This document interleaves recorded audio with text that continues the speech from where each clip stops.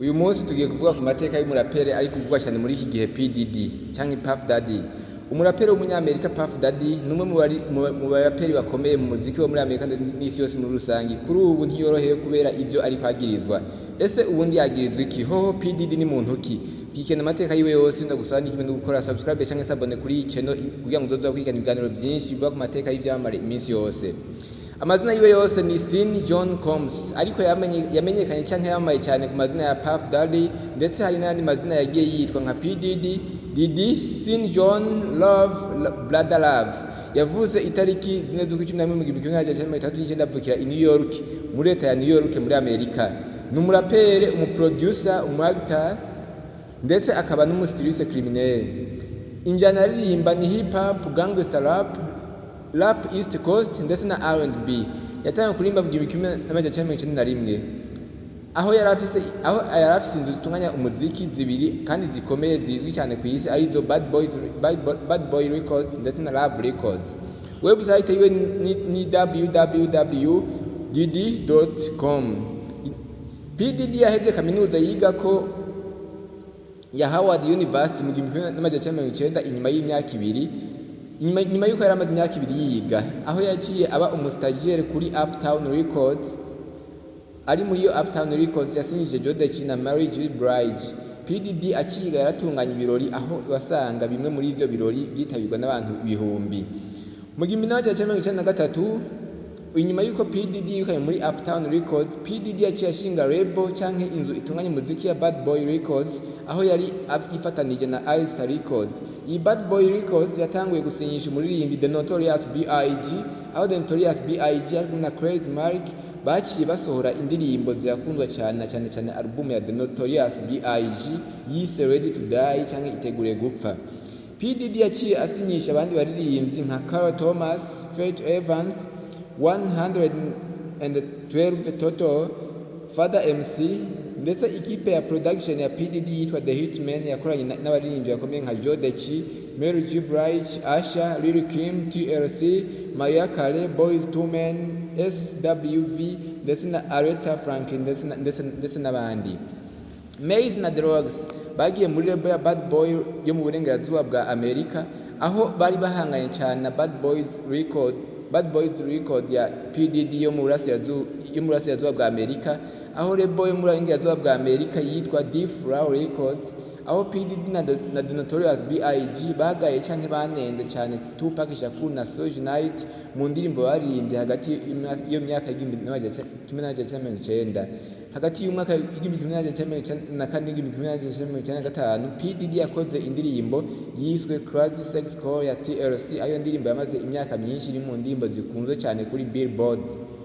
Mu 1997 Puff Daddy yakoze indirimbo ya mbere y'irap kamerisa aho yayise Can't Nobody Hold Me Down, aho iyo ndirimbo yamaze iminsi 28 ya mbere kuri Billboard Hot 100. Album yiwe ya mbere yise No Way Out yayisohoye itariki 1/1997 aho yayikoreye muri studio yiwe ya Bad Boys Records.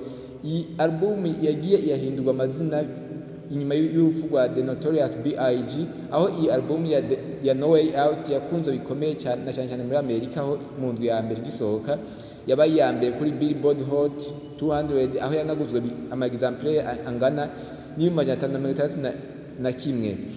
Iyi album ya No Way Out yarimo indirimbo zitanu arizo I Will Be Missing You yakozwe mu rwego rwo kwibuka The Notorious B.I.G., aho iyo ndirimbo yakunze bikomeye, aho yabaye ya mbere kuri Billboard 100, aho yamaze indwi 11 canke 11 weeks ari ya mbere kuri Billboard 100, ndetse iba imwe mu ndirimbo zari zikunze mu isi ico gihe.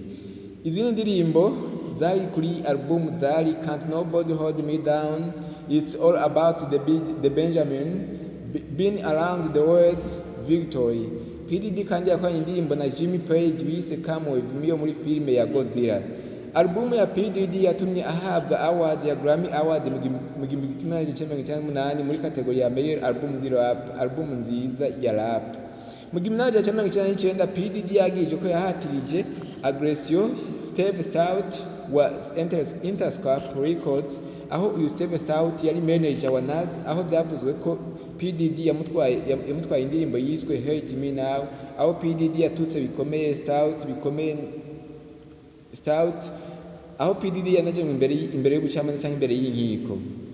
Itariki y'19/1999 PDD yasohoye album yise Forever Uzirahereza, aho yakunzwe cyane yabaye ya kabiri kuri Billboard Hot 200, iba iya mbere kuri Top R&B and Hip Hop Albums, aho iyi album ya PDD yanakunzwe bikomeye muri Canada.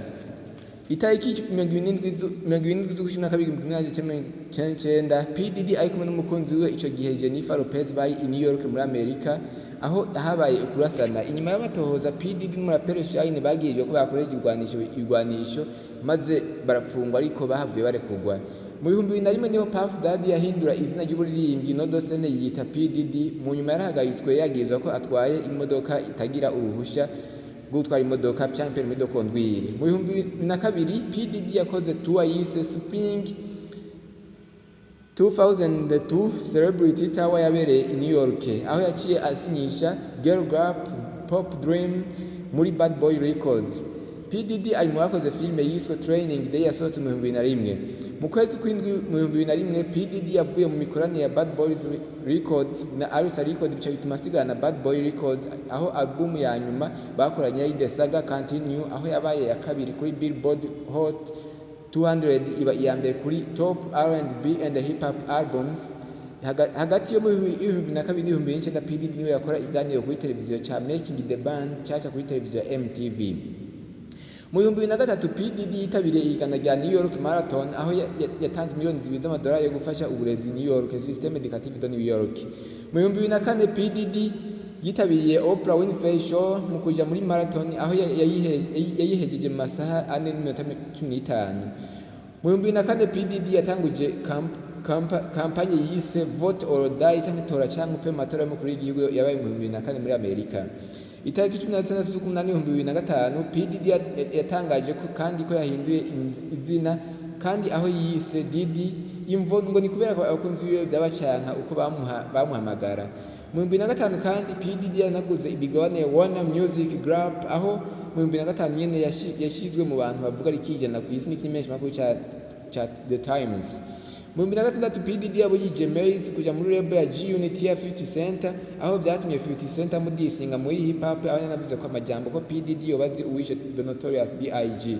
50 Cent na PDD bahavuye basubiza hamwe inyuma y'imyaka 2 kuva mu 2008.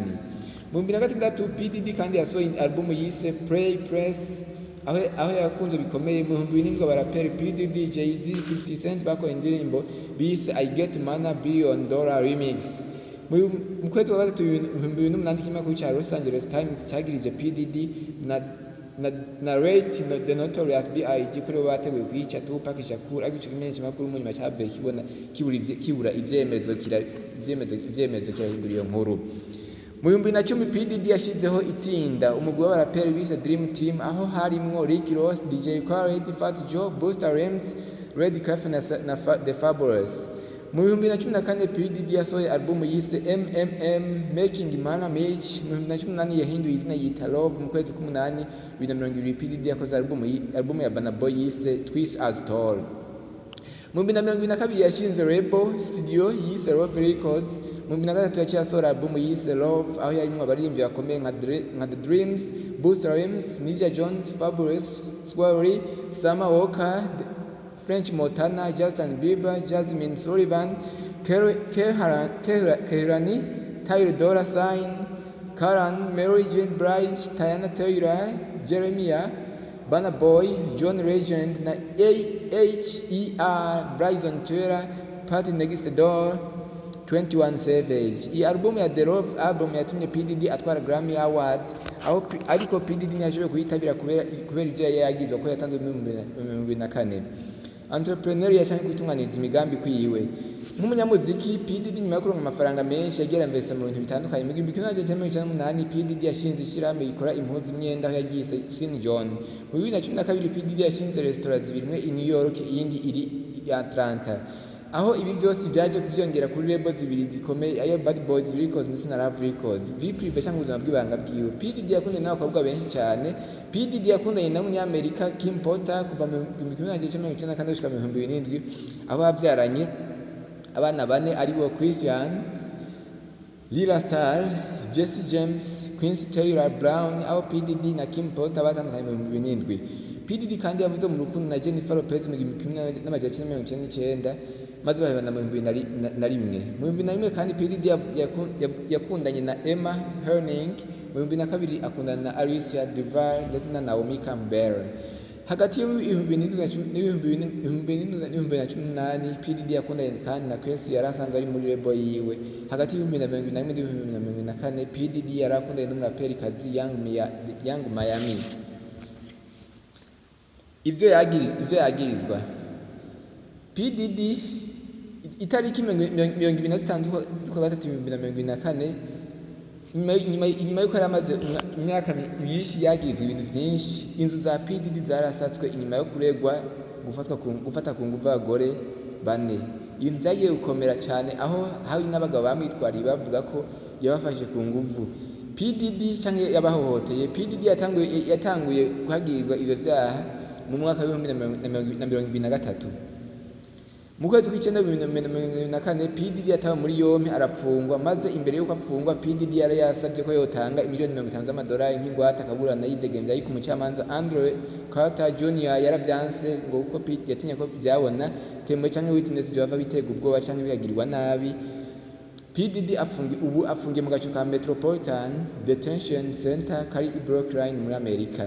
P Diddy yabaye icyamamare mu muziki ndetse yanakinye no muri filime nyinshi cyane, atunganya indirimbo nyinshi cyane ndetse yagize inshuti nyinshi z'abaririmbyi. Mwakoze mwatwumvirije. Ese amateka ya P Diddy yavuze ku iki? Mu kiganiro gikwiriye azobabwira ese ubundi byagizwa n'ibiki, yagizwa n'abantu bangahe. Ikindi gusaba no gukora subscribe cyangwa sabone kuri iki n'uzo uzakwikina amateka y'ibyamamare byinshi ndetse no bisangiza n'abandi bashishikaye kuyibona. Murakoze.